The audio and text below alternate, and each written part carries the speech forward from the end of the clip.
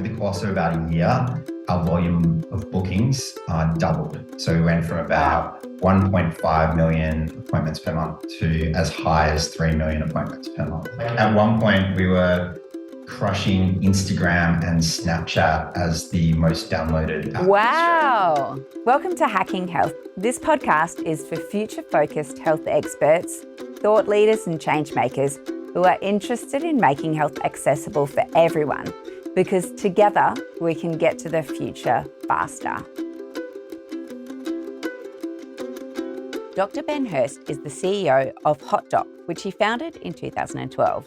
Ben is a doctor turned writer turned startup founder. His career has included Geelong intern, Warrnambool ED resident, Port Phillip prison psychiatrist, New York novelist, and now CEO of HotDoc, a Melbourne-based health tech company. Ben's dad was an ENT, his mum a GP, and through his experiences and theirs, Ben decided to found a company that helped doctors build meaningful, lasting relationships. HotDoc is a patient engagement platform that leverages cloud technology to improve doctor-patient communication. If you won $10 million tomorrow, what will you just spend it on? Is it if I won it personally or Yes. if the business had it? Well, if you won it personally, you might even apply it to the business. Yeah, that's true. Okay, so I've got a bit of a bird thing at the moment. So I'd probably buy this like really awesome bird sanctuary, which sort of people could go to, and that would be my personal thing. I might get a house as well. It'd be nice to have one of those. Mm-hmm. For the business, we would love a few more awesome engineers, but you can never, you can't get amazing engineers unless you've got a huge cash flow. So $10 million would really help us get some cool engineers. And where that would be really helpful is in helping our app become a place not just where you make a booking, but where you start to manage your health and the health of your family. Oh, that's the next step. That is the next step. I possibly gave away our roadmap. But, that's pretty exciting, though. Don't tell anyone. Yeah. Just between us. Please. When was the last time you got to play chess or read Tolstoy? I've heard these are things that you're into. I do, yeah. So chess, I play just about every day, and I'm horrifically mediocre at it. But it's just one of those little vices that I have that sort of helps me get through a train ride from home to work. Mm-hmm. Tolstoy, I actually read The Life of, God, it's so bad, I can't know, The Death of Ivan Ilyich or Devisnich or something. It's terrible. I can't even remember the name of the book. That was about a year and a half ago. But that's like a 80-page book as opposed to his other works, which are in the sort of 1,000-page mark. What was the feeling that you got when you saw Scott Morrison had recommended HotDoc for booking COVID-19 vaccinations? It probably feels like a long time ago. Yeah, it was funny because I think he was actually meant to direct the Australian people to the government website Health Direct, but he kept getting it confused with HotDoc. And so I really enjoyed it. But I think we genuinely had the best collection of GPs to book with in the country. So even though I think it was a small faux pas, I think he did good. And it gave myself and everyone in the office a big smile. That's even better. So this year was HotDoc's 10-year anniversary. YouLegal turned 9 this year. We're turning 10 in 2023. Yep. So I'm looking for inspiration. How did you celebrate? We actually had a disco-themed celebration, and I turned up in a rainbow hippie, I forget what you call it. It's not like it's like that. It's like a rain jacket, which you just like put on. It doesn't have arms. But poncho? Anyway, that's yeah. Anyway, it was awful, but the costume was awful, but we had an awesome time. And yeah, that's what we did. So you are an entrepreneur, but also a doctor. So what do you think, what is your favorite productivity hack for entrepreneurs? Because entrepreneurs are always looking for hacks. Yeah. This is such an obvious hack that I don't even know if it can be called a hack, but it's building relationships with your colleagues. So I used to be an intern in Geelong Hospital, and the most dreaded thing you could do was go down to the radiology department with a request form, because they often, knew a lot more about medicine, and they would kind of snidely turn you back. And I realized if only I was smart enough to have, on the first day, bought them a coffee, I would have had really collegial conversations. They probably would have accepted it. The same thing holds true at HotDoc. The better mates you are with your colleagues, the easier everything is. The coffee hack is actually really cheap as well. People absolutely love it, but it's a good investment all round. It is. It is worth it every day. If you can make coffee, tea for your peers, just go for it. So you've been employing people. It's a difficult hiring environment at the moment, but you've been hiring a handful more people. Do you think that COVID-19 has helped or hindered with HotDoc's growth? Somewhere in the middle. So we basically had to tear up our product roadmap when COVID announced itself. And instead of building the cool stuff that we're trying to get around to now, yes, we had to build a vaccine module that helped clinics get consent and educated the patients as to what they needed to do when they arrived at the medical clinic, and made special customized bookings. We also had to sort of try and do it for some government respiratory clinics as well. And it had some good moments, but it's really hard to try and leverage that for commercial gain, especially when medical centers are doing it tough. So the biggest win we had was less so one that we can sort of quantify in dollars and cents, but around our patient usage. Over the course of about a year, our volume of bookings doubled. So we went from about 1.5 million appointments per month to as high as 3 million appointments per month, which was pretty crazy. That's amazing. So there's definitely high uptake of it, which is good for this next phase. Exactly. We were at one point, we were crushing Instagram and Snapchat as the most downloaded app. Wow. Yeah, felt pretty good about that. And the familiarity, I think, is really important with your product, that people feel comfortable to use it.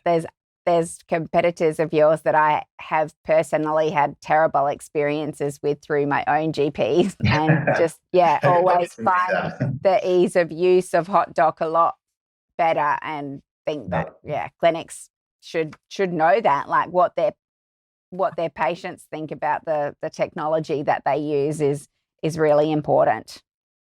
Yeah, well, thank you. So our mission is to enable the best healthcare experience for everyone in Australia. So we really do spend a lot of time and love on trying to polish and make our patient user experience a really pleasant one. So that means a lot. Yeah, it shows. What are you proudest of? Maybe that's the answer to that. So the answer to that is, obviously it's great to have had an idea a bit over 10 years ago and to sort of see that manifest and say there are lots of doctors that use HotDoc and lots of patients that have signed up. When it comes to it though, what makes me proudest is when I get to stand up in front of the team, as I did on Friday at our Christmas party, and just see so many talented people and see that team that I've helped to assemble. And, I see how smart and hardworking they are and how values driven. And it's actually looking at those faces that makes me the proudest. Yes, very satisfying. We've done some webinars with your team, and they're always so knowledgeable and so just welcoming. As the host, they're wonderful to work with. So yes, I'm glad you're proud of them, because you should be. So you've been in health tech for 10 years now. So you're pretty much a veteran, probably one of the first early adopters, or kind of starting out the whole industry. What have you learned in the last 10 years? I've learned that if you want to retain your hair, do not become an entrepreneur in health technology. Yes. It's a stressful field, and I actually did have hair before I embarked on this journey. I think the serious answer to that is I've learned how important it is to be values driven. So it's one thing to have like broad ambitions to do X and Y to disrupt healthcare in some meaningful way. But one thing I think I've learned closely, and I'm glad to have learned it, is that doctors are the good bullshit detectors, and they know if like you stand for something that is genuinely trying to help them and help their patients, or if you're simply trying to make a buck. And I think by really having clear values that you can articulate to yourself on your website and to your people, it gives you such a good foundation to have a positive brand and to build really strong relationships with customers who really do require a certain level of trust to be comfortable about using your product on their patients. And so do you find that you hire for values? Like you have your team already believe in the company's values, or they have them as part of their own values? Yeah, it's a big part. So there's a large stage in our recruitment process, and we have our own cultural norms, leadership principles, core values, and we basically just hammer candidates with a bunch of questions on understanding, whether they've had experiences where they've had to talk up in a culture where that might not have been upheld easily, whether they're good at helping other people take ownership, whether they are able to be resilient in the face of a certain type of adversity. And we find that often it's those like values related queries help you to really get the best fit with your employees. Yeah.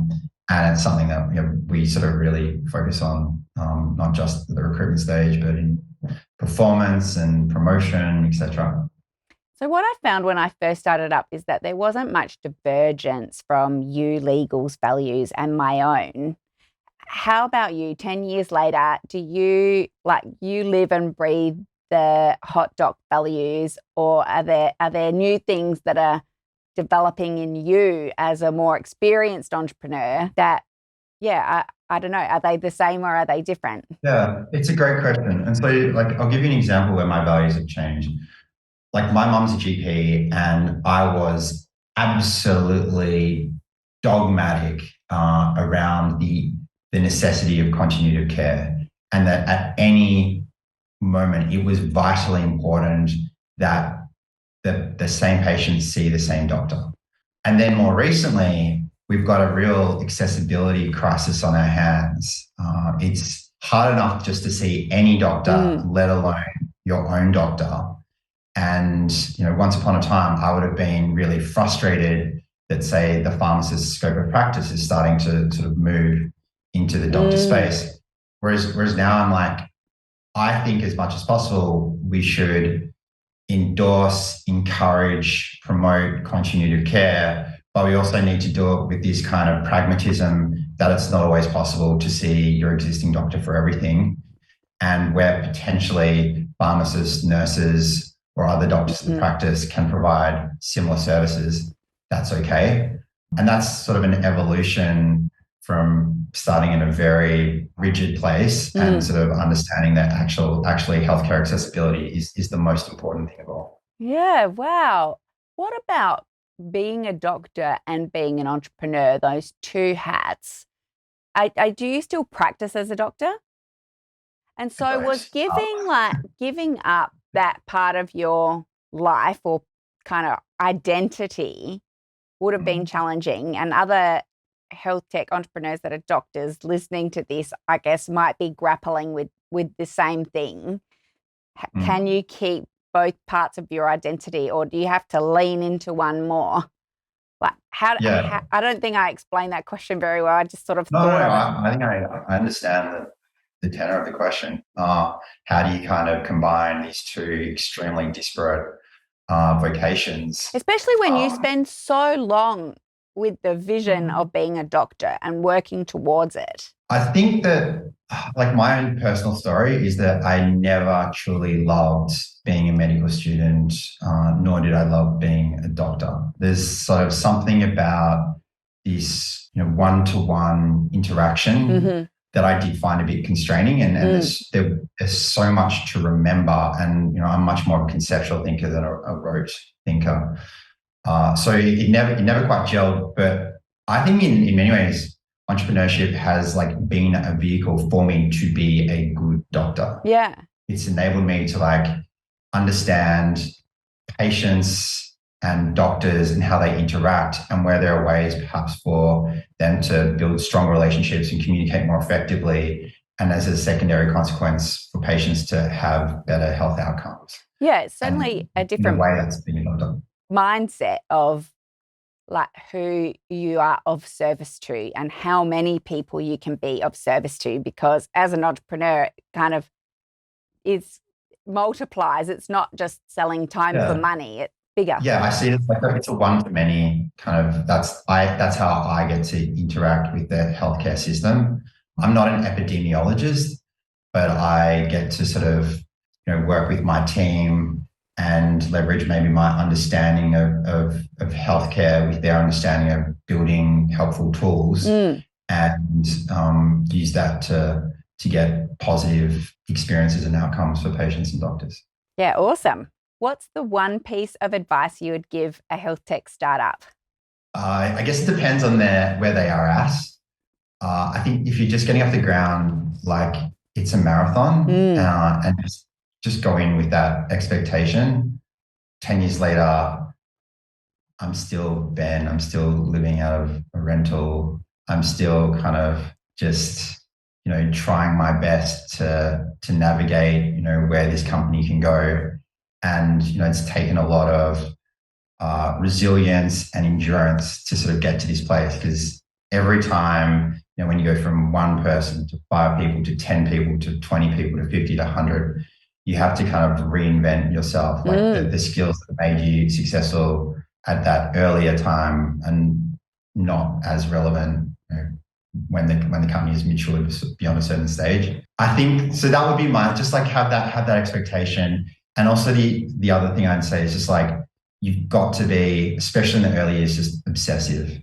Like it's really hard, and there are so many kind of barriers and people who just don't share your enthusiasm, that you just need to be so excited that it doesn't matter what barriers people present, you get to kind of just like push through them, and that they can feel your sort of radiant energy.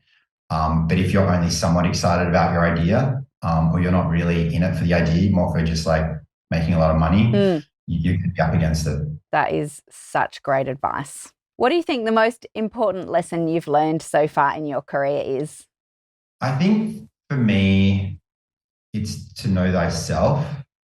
Like when I've been really happy in my career, it's been because I've been able to sort of take science and first principles and combine it with creativity. And when I haven't been so happy, even as recently as like 6 to 12 months ago, I've been sort of a little bit too much over here, too much in the kind of the process side of things. And I mean, these are obvious things, but it's like when you're not thriving and happy and loving your job, like people see it, they feel it.